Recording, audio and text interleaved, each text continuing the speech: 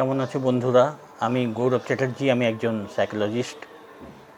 যেটা তোমাদের আজকে বলবো সেটা হলো ধারাবাহিক প্রচেষ্টা এই নিয়ে।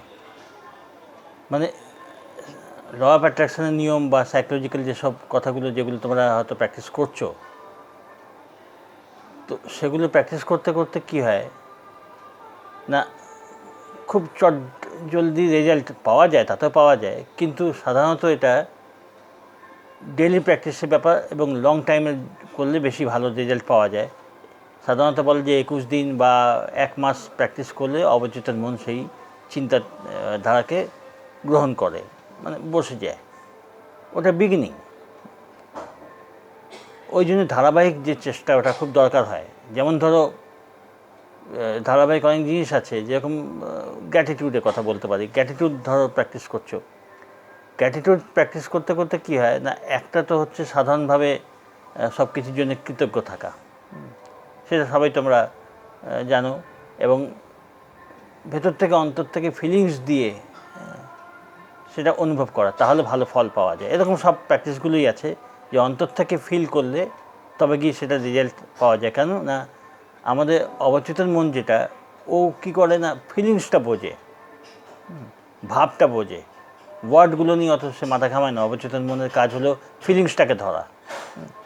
তো সেই ফিলিংসটা না, এখন কথা হচ্ছে যে এর জন্য ধারাবাহিক প্রচেষ্টার দরকার। যেমন গ্র্যাটিটিউড তুমি প্র্যাকটিস করছো, যত তুমি প্র্যাকটিস করছো তোমার ভালো লাগছে, ফিলিংস এনে প্রথম বলা হয় না, ফিলিংস দিয়ে গ্র্যাটিটিউড করবে, যেন কোনো জিনিসের জন্য তুমি গ্র্যাটিটিউড বা কৃতজ্ঞতা যেন ভেতর থেকে অন্তর থেকে হয়, তাহলে ভালো রেজাল্ট বোঝা যায়। এই যাদের শুরু থেকে অন্তর থেকে ফিল হয় কোনো কিছুর প্রতি আন্তরিকভাবে গ্র্যাটিটিউড করা বা কৃতজ্ঞতা জানানো, যেমন ভালো স্বাস্থ্য রয়েছে, বেঁচে পড়তে রয়েছি ভালোভাবে, টাকা পয়সা মোটামুটি আসছে, সব কিছুর জন্য ধন্যবাদ, খেতে পাচ্ছি ভালো, ঘুরতে পাচ্ছি, সব দিক দিয়ে আমরা কৃতজ্ঞ থাকি, কৃতজ্ঞতা জানাই, ঠিক আছে, এটা ভালো জিনিস। ফিলিংস যদি আসলো খুবই ভালো। না হলে অভ্যাস করতে করতে দেখা যায় ফিলিংসটা ভেতর থেকে আসে, এবং তখন কি হয় না, গ্র্যাটিটিউড আর চেষ্টা করে করতে হয় না।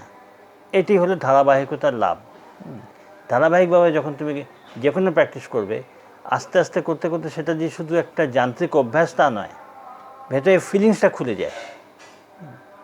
যেমন আরেকটা আছে, ল অফ অ্যাট্রাকশনে বলা হয় এন্ড রেজাল্ট, মানে তুমি যেটা পেতে চাও তার এন্ড রেজাল্টে, মানে তুমি যদি ধরো টাকা পয়সা পেতে চাও, স্বাস্থ্য পেতে চাও, বা যে কোনো জিনিস, রিলেশনশিপ ভালো করতে চাও, তো বলা হয় লাস্ট রেজাল্ট যেটা, তুমি সমৃদ্ধের অবস্থা, তুমি পার্টনারশিপের সাথে তোমার পার্টনারের সাথে ভালো রিলেশন চাইছো, ভালো রিলেশন, সেই অবস্থা নিজেকে কল্পনা করো যে তুমি পেয়ে গেছো জিনিসটা যে কোনো ব্যাপারেই।